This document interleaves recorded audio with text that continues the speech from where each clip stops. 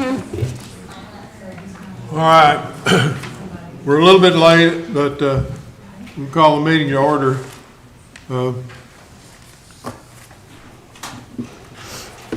We don't have the chief here, and the public works guy was off for a little while, so I don't think we've got any reports. If it's okay with everybody, I would entertain a motion to approve the consent agenda. I make that motion. I'll second. Have a motion and a second. All in favor? Motion carries.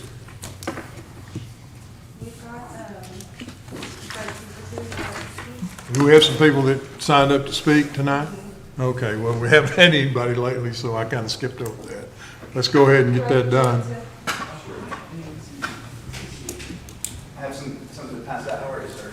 Good. How's it going? I'm doing good. And hey, I want to thank you guys too. The beautification thing, it's awesome to see you guys working through that. Your community plan isn't in place. It's nice to see you guys working with organizations to try to help out with that. That's pretty cool. I appreciate that. Thanks. We appreciate your comments. Is Mr. Patton please coming? Kylie went for him.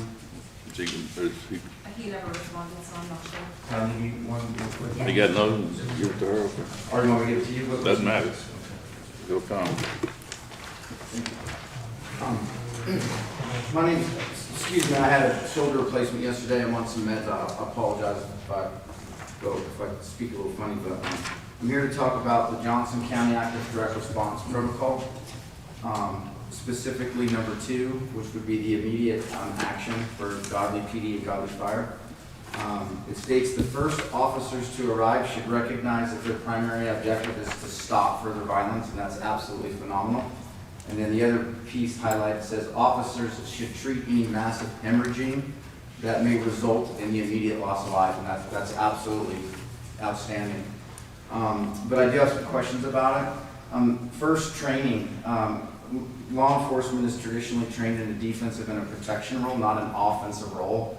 To enter in a close quarter battle scenario, that requires an offensive thing, and it requires a lot of continuity, especially if you're bringing in other agencies. So I hope that some of that's being addressed, and that the training is the same. And then on entry, are they going to have any capabilities like silent breaching, mechanical breaching, or explosive breaching? And then diversionary devices, options like 1-bangers, 9-bangers, and smoke. As also entry, what is the smallest maneuver element that they're capable of doing? That depends on how they train. That could be a single-man entry, a 2-man, and a 4-man. And these are important tactics that need to be considered when these are being discussed.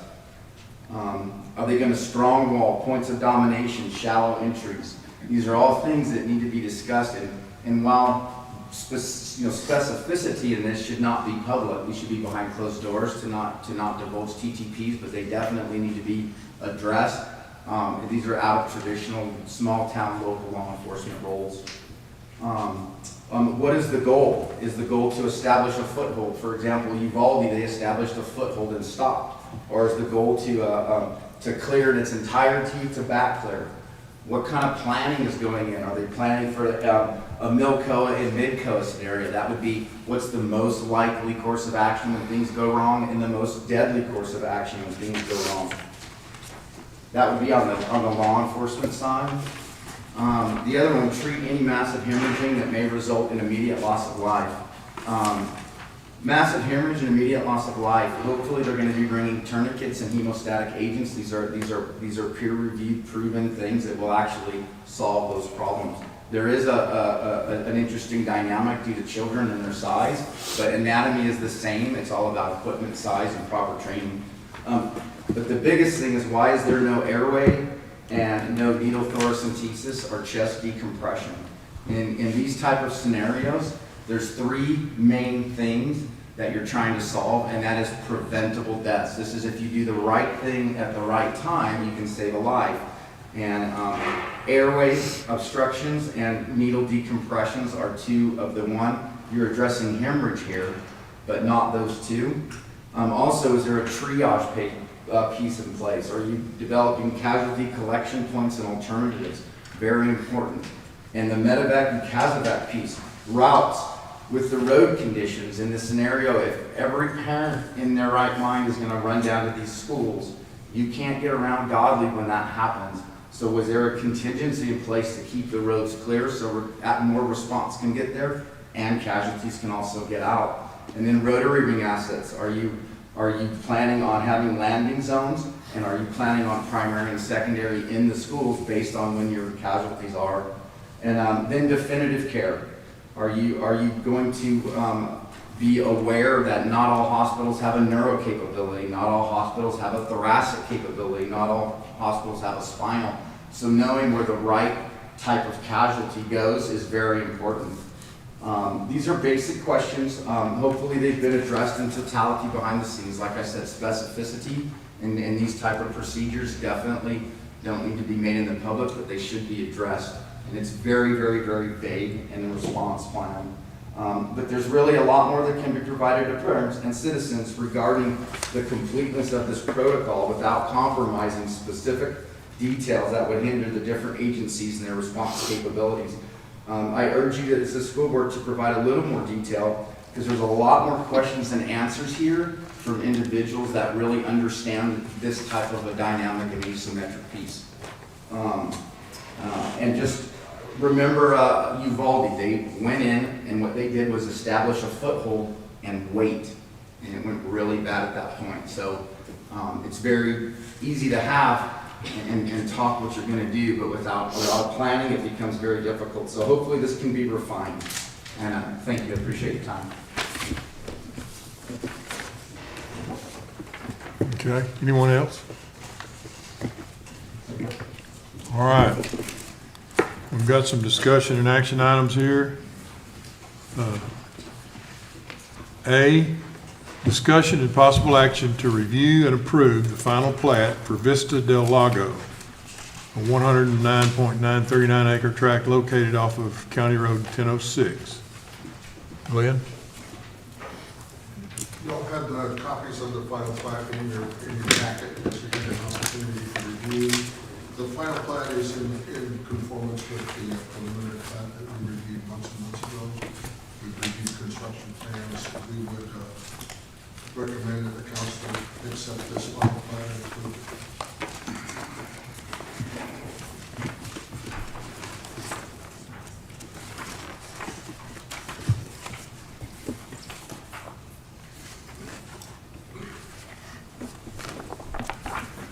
You find it, Rhonda? Not yet. Flip to it, it's got. Now. It's right here. Okay, now I want Kimberly, okay. That's it. Only one, about 5 or 6 pages.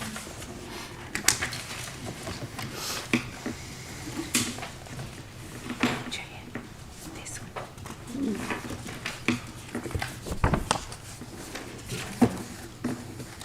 I'll look at it She. here. Yeah, he's got it. Oh, Mary Ann does. Oh, Mary Ann done. Yeah. Turn over one more. There you go. One more.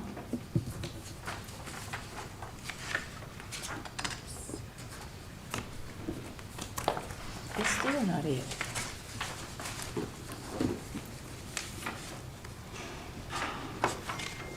I think in this the same as that, Oh, is what she was showing. okay.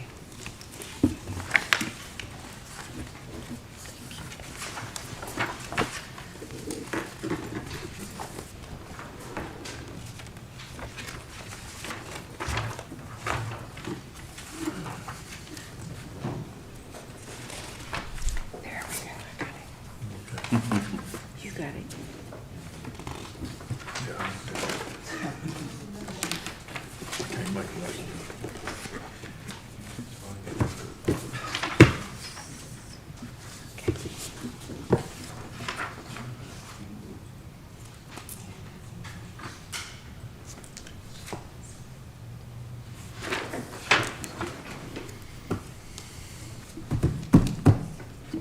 Anybody have further questions for Glenn?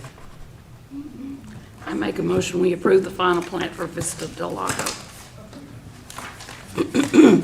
I'll second it. I have a motion and a second. All in favor? Motion carries.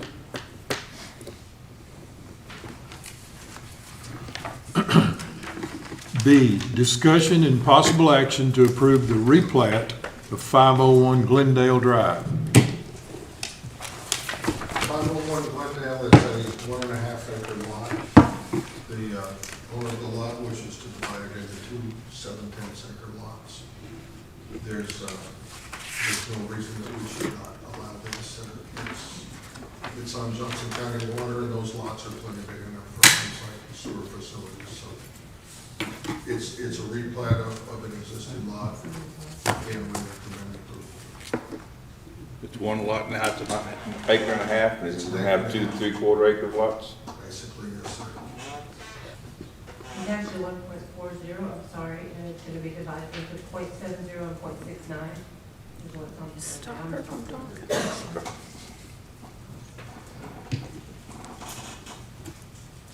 It's about 1.5 acres, and it's going to be divided into two lots that are approximately 7/10 of an acre, is what I said. Oh, Thank you for correcting me. I'm sorry. Pardon me, Council. One of those days. So they're just splitting it down the middle.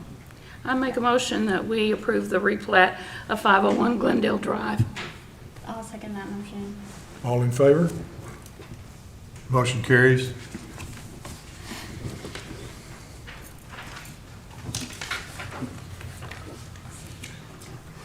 C, discussion and possible action to enter into an agreement between Mosaic and the City of Godley regarding the city's comprehensive plan. And I think we've all talked about this, we talked about it a little bit last meeting. David, you're, Mayor, I've asked Chris Costa of Mosaic to come up and present to the council about the final scope of the contract and essentially how we're going to walk through the development of this comprehensive plan. So we can take over from there. Just so you know, council has the packets that you have presented. Okay, perfect. So you guys have kind of like a thing, I'm gonna bring it down, so y'all can't hear me. It's good to see everybody again. And this is hopefully the first one to meet you, so, Mayor, everybody, have a good evening. I didn't want to take a whole bunch of time. I'm not sure how much you guys have gone over in detail. So I'm here to field any questions you might have, but I wanted to just kind of give you a brief overview of the process, who you'll be working with, what the rough timelines are going to look like, and the kind of information we're going to be covering. On that second page there, our team is kind of focused, after we did all that work on the subdivision code, that gave me a pretty good idea of where we needed to go with the comp plan, so I kind of put together people that would help to get us there. So, I'll be doing a lot of the here meeting stuff, so you'll see me for everything. Eli Pearson works with me at Mosaic, and he's a senior planner on this as well, so he'll come with me when needed. And then Kinley Horn will be providing all of the thoroughfare infrastructure, any type of engineering related support that we need for the project, and out of the Fort Worth office. So Jeff Whitaker will be coordinating that, and they'll be focusing mostly on thoroughfares and connectivity, maybe help with some high level meetings for intergovernmental work on any capital improvement projects or any systems level things that come out of the engagement process. So that'll be their main role. They might help a little bit with some of the urban design pieces, meaning like entry into town, any type of monumentation gateways. Sometimes they do that. We might do that. We'll see where we get in the project, but it'll be one of us.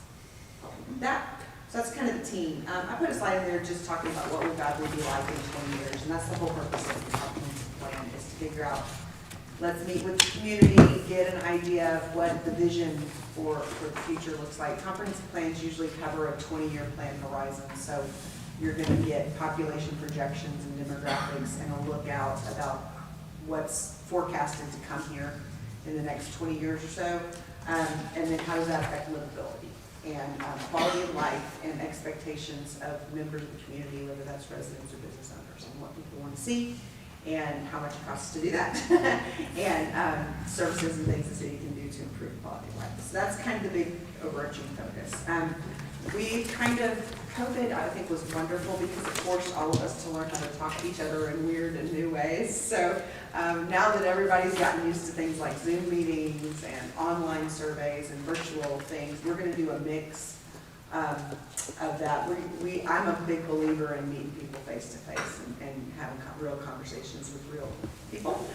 So we're going to do as much of that as we can, but at the same time, sometimes this new virtual that we've done makes it easier to get more participation, where people have, kids in after-school programs or have to work late themselves. They might not be able to get to that one workshop they really want to attend. So when you can do things online, that helps people to participate that may otherwise not have a chance to. So we're going to do a mix of online and virtual events, and we're going to chop, we're going to move. So I know that that's one thing we've been talking about, is we don't want to spend 3 years doing this. So we're going to stick to the plan, we're going to stick to the schedule. As soon as we get off and running, David and I'll have some conversations about a calendar and putting some dates together so we can keep on track.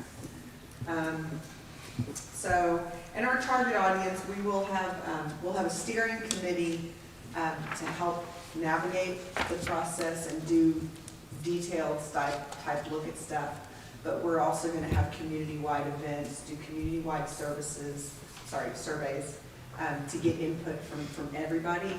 And so that includes residents in the community, it includes business owners, and it also includes major employers and major landowners. So all of this, it's not just, it is the people who are living here, but it's also the people who are employing people here, and people who have businesses here, and people who own land here for a very long time, and who have larger tracts and are looking to do stuff. So interagencies, we also have conversations with, whether it's the county or TxDOT or whoever, sometimes that type of information is well.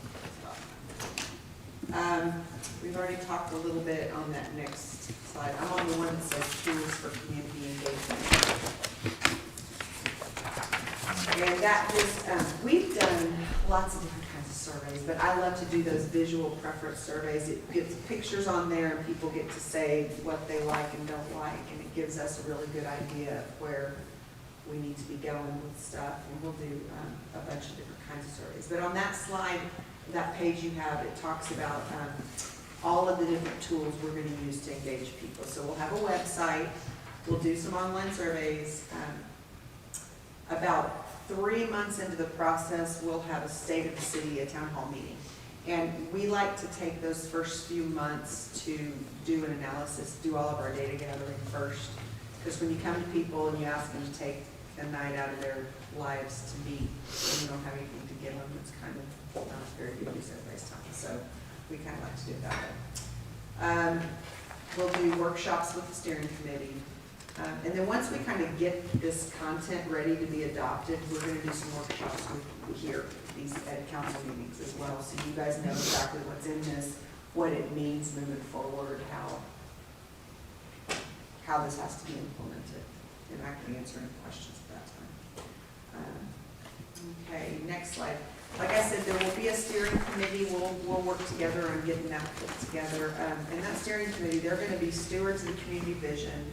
And they not only oversee the plan as it's being created, but they kind of serve as a point person and a liaison with members of the community to explain what's going on, get feedback, anything people are concerned about when the steering committee meets together, they can share that information. So they are a very good information clearinghouse going both ways. Also, whenever we do meetings, it's nice to have those steering committee members help to facilitate discussions and do things like that. So they'll take an important role in the development of the conference. The next slide that says visioning and planning framework. The conference plan will have a vision statement. So kind of like when you do, core values, anytime you do a big plan, you're going to have some high level statements and things to drive you. So we'll have a vision statement for the city. And then we'll flesh out planning goals, and that'll cover all of the major components. So you'll have some transportation goals, there'll be some land use goals, some growth goals, economic goals. Based on the feedback we get from the community, we'll kind of hash those out in greater detail. And then we'll put action items with those two for implementation. And then through that visioning part of this, we'll also create a plan framework, and that's that diagram on the right. And it's just a way of talking about how growth needs to be managed as the city continues into the future. And so key nodes and centers will be identified, key corridors, where different neighborhoods fit into that, where growth's coming from, where's growing. So it's conceptual in nature, but it's important to do that. And then when you do your thoroughfare plan and you do a land use plan, you do all the other things, there's something to hang it all on. So this is kind of like the base that everything's built.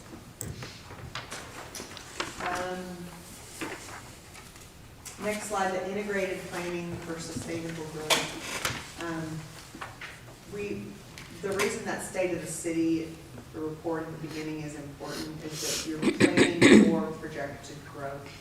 So you need to get those numbers right and those demographics right to know who lives here and what are their patterns, what are their shopping patterns, what are their employment patterns, where do they work, where do they shop, where do they sleep, what the people who live here, how do they live, and the people who are projected to move here, how do they do all of that, to see where you're at on economic performance, but also on rooftops, to make sure that you have not only enough housing supply, but that it is consistent with projected growth. And that'll also give you an indicator of the builders who will probably be the types of builders that we do look at in the future. So how do you obtain that information for your analysis? We use census data and Esri data. So those are our two sources. And the reason that framework I mentioned was important is we believe in checks and balances, and so you need a land use plan to have some assumptions related to density and how that density is distributed before you can start looking at your infrastructure services. But then you can't just put land use out there without considering the infrastructure service. And then all of that affects economics because it affects your tax base, it affects recruitment of new companies and all this kind of stuff. So we kind of, when we're developing those plan components, they're related to each other and develop at the same time. And then at the very end of that, we'll have a detailed plan implementation strategy for how to accomplish all of that. Identify some key initial projects, some long-term goals, things like that. And the next slide goes into this in greater detail. The page that says integrated planning for sustainable growth. There's two of these pages, they just have a little bit of different information on them. The first one shows how those three things are related. So you have land use, infrastructure, and economics, and they all are, it's like three legs of a chair. You can't have one without the others. They're all related to each other. So your infrastructure deals with capacity issues. How big do the pipes need to be to move the water to its destination? How many lanes are needed on the road to accommodate? So it's based on data. So you need to know how many cars before you can decide. And then what level of service it comes into. So infrastructure, it deals a lot with capacity and level of service.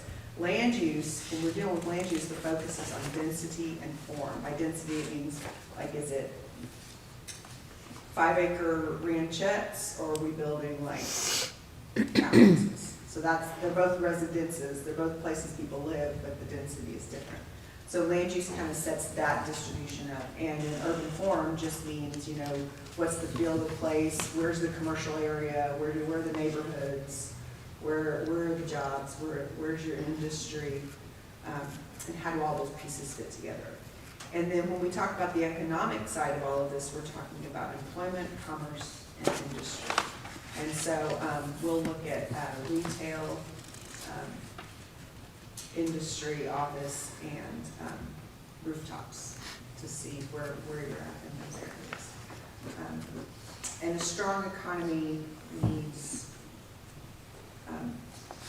projects identified to build a quality of life that services the type of jobs that an employer wants to offer. So you want to be able to recruit people to come here because of quality of life, because of livability, and then offer the types of jobs that people living around here would want, or places that people living around here are going to be shopping and getting good. So it's a give and take on that side. The next slide, I kind of talked about this already.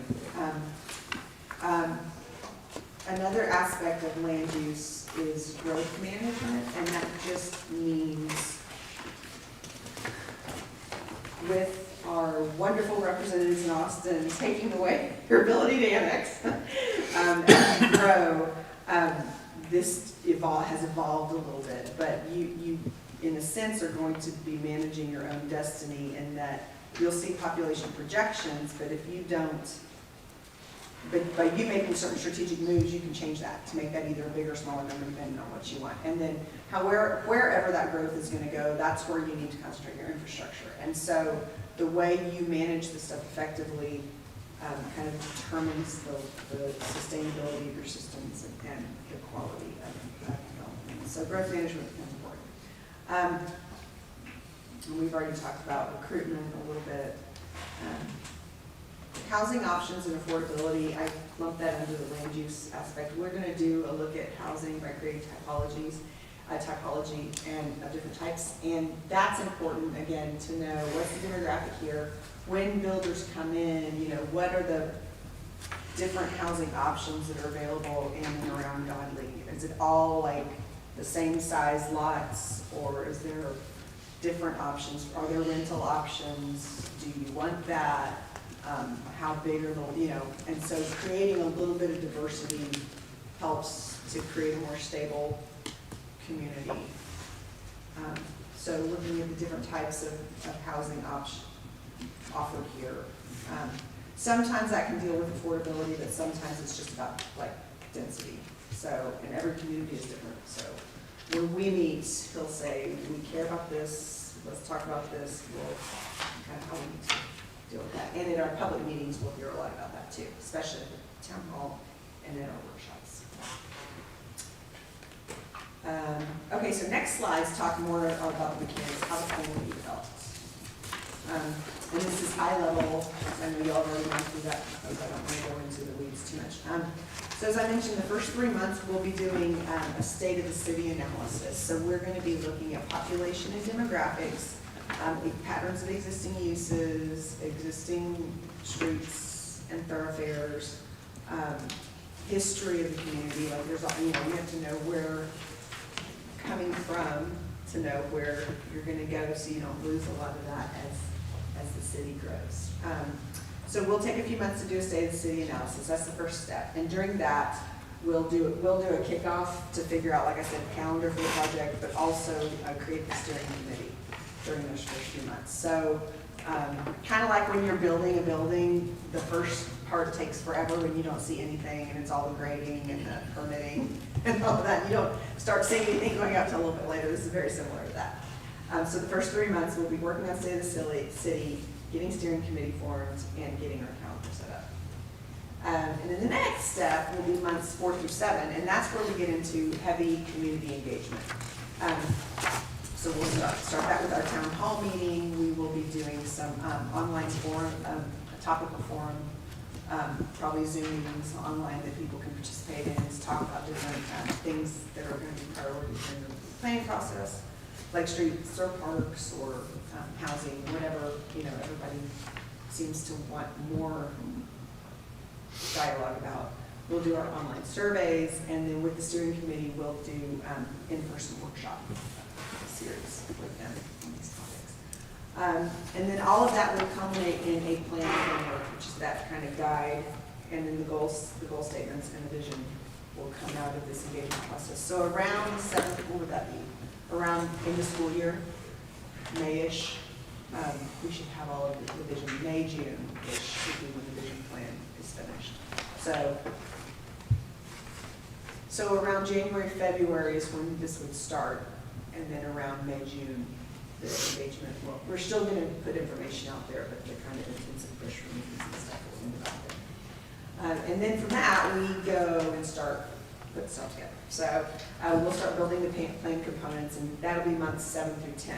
So through, over the summer, basically. Over the summer, everyone can go on vacation, we'll do all this stuff. So the major components for this comprehensive plan, knowing where you're going and what we need to focus on. We'll do a future land use plan always, because that's the requirement that we're gonna do.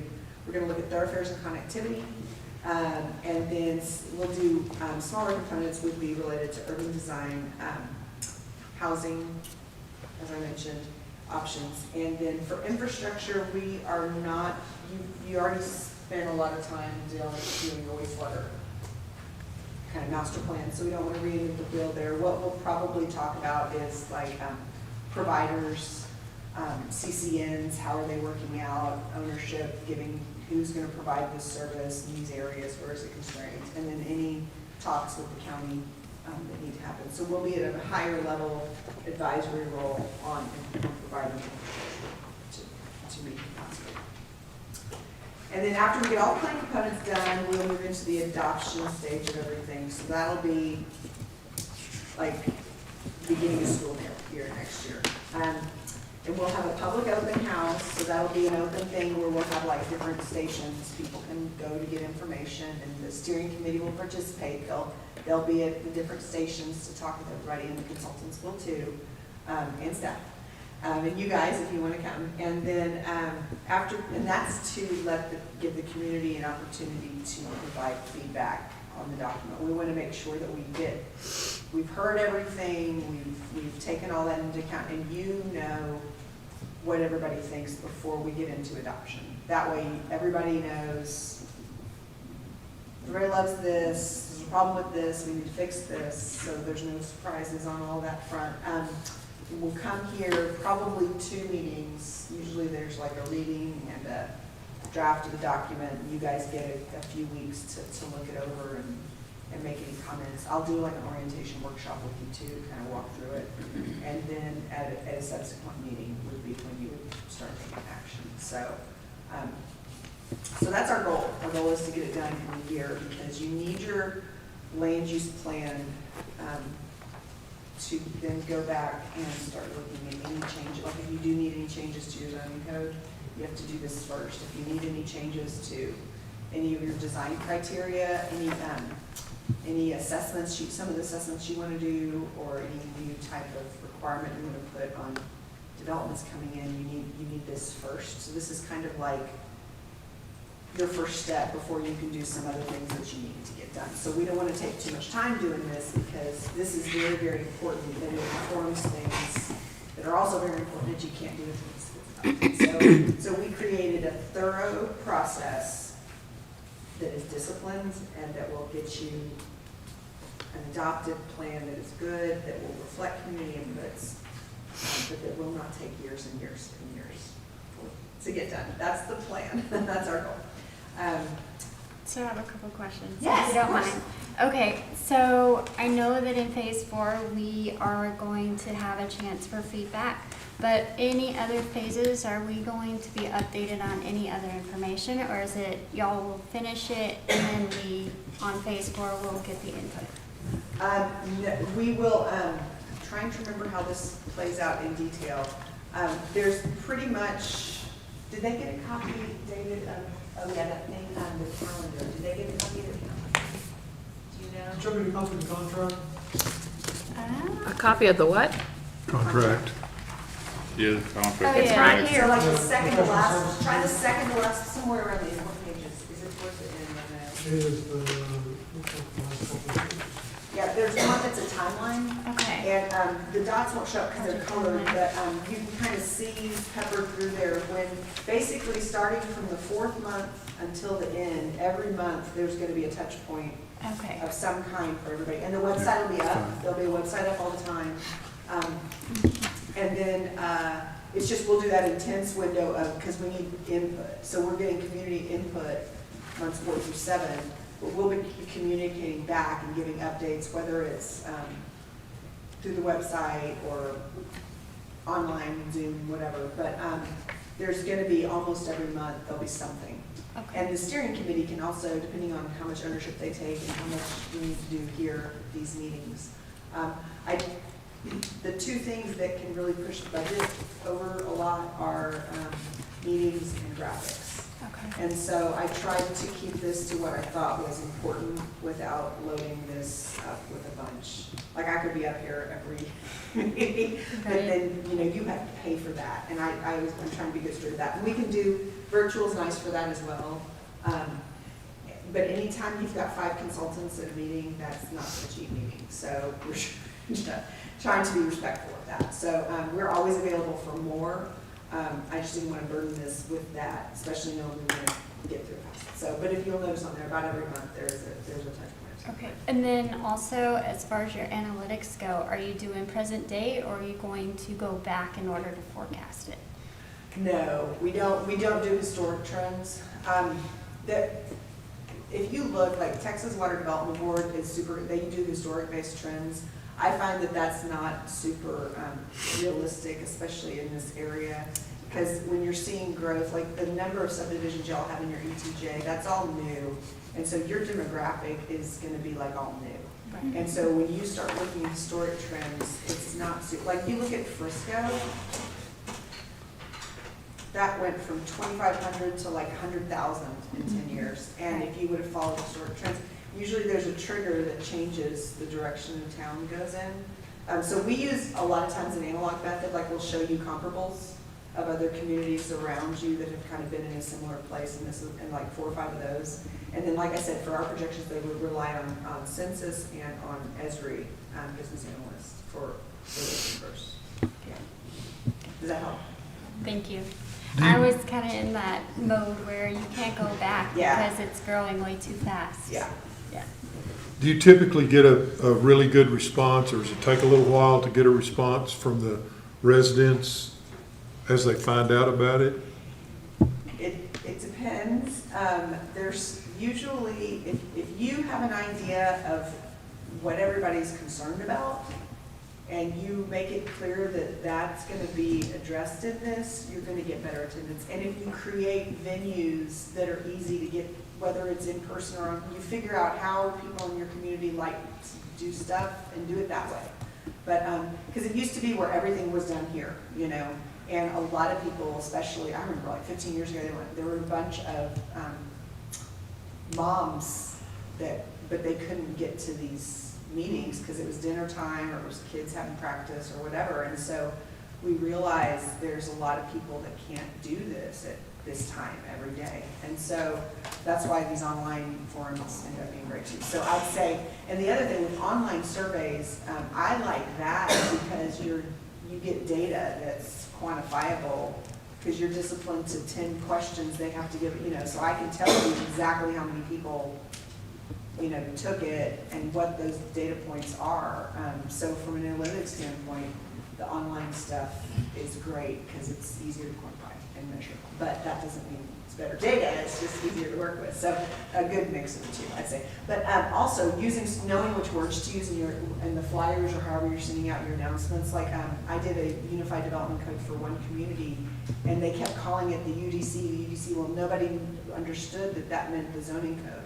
And so nobody knew that council was getting ready to do a whole new zoning code with a whole new zoning map because they just kept saying UDC. So you really need to make sure that you use words to communicate effectively what it is that's going to be talked about and decided. Because unfortunately, people don't care so much at this level, but then once a zoning map comes out, then, well, we never knew, we didn't hear, what are you doing? Well, we've been talking about it for 2 years, you know. So it's important to use the right words and use the right tools. You can't force people to come, but if you do that, you're going to improve your audience a little bit. Well, I just know that we're in a period now where a lot of our growth drives to Fort Worth or Dallas to go to work. Yeah, They leave early, they get home late, yeah, and they don't have a lot of time. So Right. the online stuff, because we want to get as much participation from those folks as we can. right, So, yeah. so hopefully the online surveys will really be a big help initially, and then some of them will find time to come to meetings. Right. We kind of set that up that way to where in person, we're gonna do in-person like work sessions with steering committee, you know, where they're around a table and we're looking at maps and marking on stuff. But online forums, like Zoom meetings, are much easier. You know, you can do a 7 o'clock even, you know, 7, say we're doing 6:30 to 8 or 7 to 8 or whatever, and people can do that even if they can't get here. And some of those, I mean, you can call in for those, you know, so while they're sitting in that awesome traffic, you can do a Zoom meeting, and so it actually becomes a good thing, you know. So yeah. Any other questions? Thank you. Yeah, I wanted to briefly also let you know about major deliverables though, like the products you're gonna actually get. So when we do that state of the city analysis, there will be a first report. So we don't wait till the end to give you something. So those first 3 months, we'll do our analysis and create a state of the city report, and you'll get that as a document. I always recommend doing all of these as PDFs with bookmarks, like you know, so you can click through them and move through them, and they're easier to share that way. And then, because even I'm old school, I like to write on things, and I like things printed, but I mainly want to look at page 19 through 21. So I don't want you to give me a binder, I want to have a PDF so I can print 19 through 21. If y'all get to where you want actual printed hard copies, you can do that too, but most people will work that way. So you'll get a state of the city report about the 4th month, and then when we finish the engagement where we do the vision statement and the goals and the framework, there will be a vision plan, and that'll also summarize the process. So it'll give you a summary of all the meetings and all that stuff. So you'll get first, basically at each major milestone you get a product. So there'll be a state of the city analysis, a vision plan, and then the final plan document later.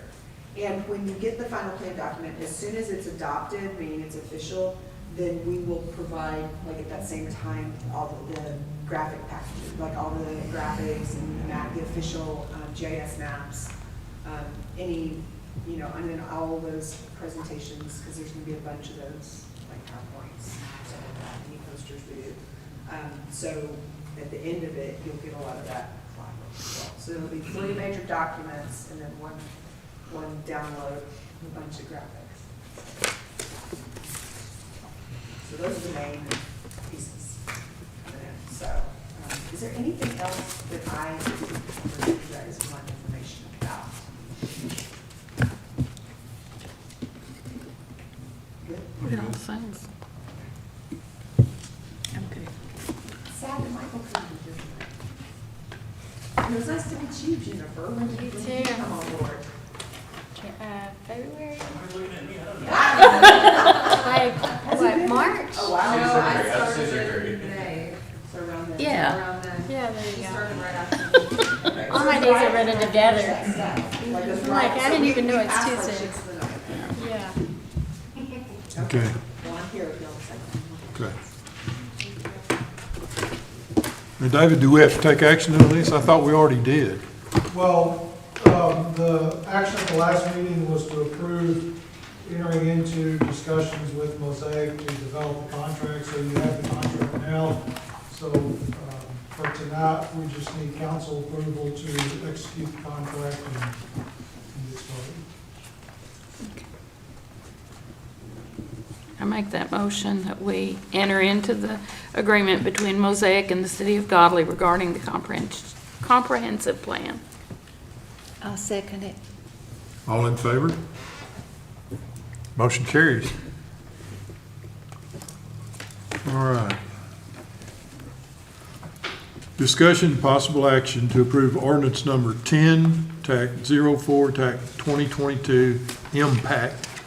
An ordinance amending the providing for and implementing of water and sewer impact fees to defray and recuperate the cost of capital improvements necessitated by and attributed to new development, providing for severability and providing effective date. Do you need to expand on that a little bit, David? I mean, No. What is it? The council, at the last meeting, after Chris had made a presentation on the findings for the water impact fee and sewer impact fee, the direction from council was to go ahead and draft the ordinance to implement those changes. You have the ordinance before you tonight. Staff recommendation is to approve the ordinance, which will give legal effect to the changes to the comprehensive plan. Oh, excuse me. Too many words now. Changes to the water and sewer impact fee ordinance. Yeah, okay. Really, we're just formalizing the agreement, the decision from last council meeting. Okay. I make a motion to approve ordinance number 1004, 2002 impact for water and sewer impact fees. I'll second it. All in favor? Motion carries.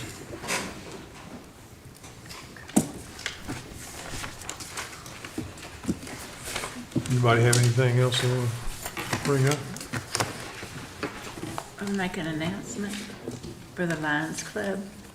It's going to, on October the 29th, they're going to have a flower and plant sale. And there'll Okay. be lots of, Their annual, Yes. their annual flower and plant sale. It's It's gonna no, be well, no, October it's 29th. pansies. it's just pansies. Pansies and some chrysanthemums. pansies and Not the chrysanthemums. big Okay, one. okay. Yeah, not the big one, it comes in Yes. spring. And this is at the fire station, right? Yes, Yes, it's at the fire first. station. Is it all day or No, 10 to 2. 10 to 2? Okay, that's the 29th of October. All right, Also, the upcoming concert Saturday, the community concert. and the circus is coming to town. On the 12th, the 12th, 12. Wednesday, the that. 12th. Yeah, it's October. All right. And On this a Chamber of Wednesday. Commerce thing is November 9th in the park. Columbus Day. We're getting Columbus Day busy. the 12th? All right, It's the Another didn't further, it? Mayor, I don't remember. there's nothing further, then we stand adjourned. Awesome. I know James always had that part. Go ahead. It didn't last till 8 o'clock. Thank y'all. Thank you. Y'all just turn your mics off by pushing that button. A rebel? Got it.